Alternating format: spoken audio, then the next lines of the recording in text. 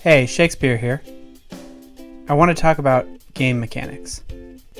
This is the first video in a series of videos where I will look at what makes a game innovative in a sea of copycats. Today we're looking at the game Calico.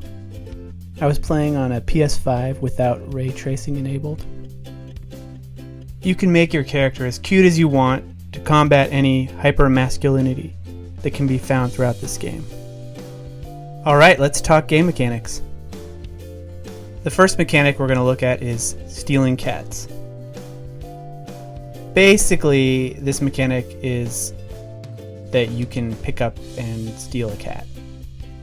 Now, technically, this is my cat in the game, but it still feels kind of like stealing, and that's what makes it an effective gameplay mechanic.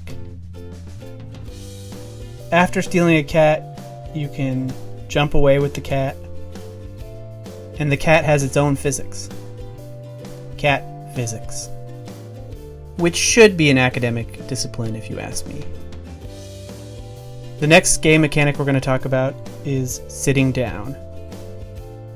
I know what you're going to say. Sitting down? Who wants to sit down in a game? Well, count me as one of the people that used to believe that. But more and more, I want to just relax sometimes and just enjoy the scenery. It's important in today's modern world of crazy, violent games to just be able to slow down. In this game, you can sit down and relax with some animal friends and play with a sloth toy. You know. Game mechanic number 3 is making moral choices. A great game is one that gives you a sense of free will. A sense that your decisions matter. And here you get to make some major decisions early in the game. In this case, you can choose what style you're into. Out of the 3 main styles that someone can be: cute, spooky, or rad. Choose wisely, because this will determine what kind of furniture you get in your cat cafe.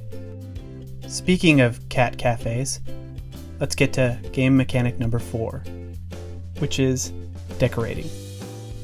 It's important to make your cafe both cute and functional to maximize customer enjoyment. Here you can see the layout that I settled on after a lot of thinking and just self-reflection on what I wanted from a cafe. The 5th game mechanic I want to talk about here is putting crows sideways on a glass wall of a dome. Now, I know what you're thinking. A lot of games are trying to do that these days. But hear me out. This game does it in a unique way where you can actually have your crow stay stationary for long periods of time on the wall of a glass dome,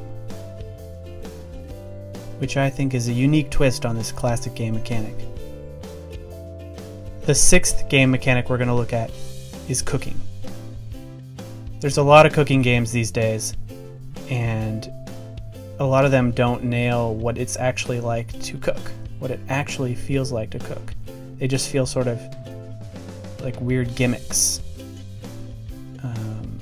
just to have fun, but not really catch that harsh reality of the difficulties of cooking. This game effectively captures cooking by zeroing in on exactly what cooking is like and getting you to perform what feels like real cooking. Our final game mechanic is hamster wheel. Thanks for tuning in. We'll look at another innovative game in our next episode.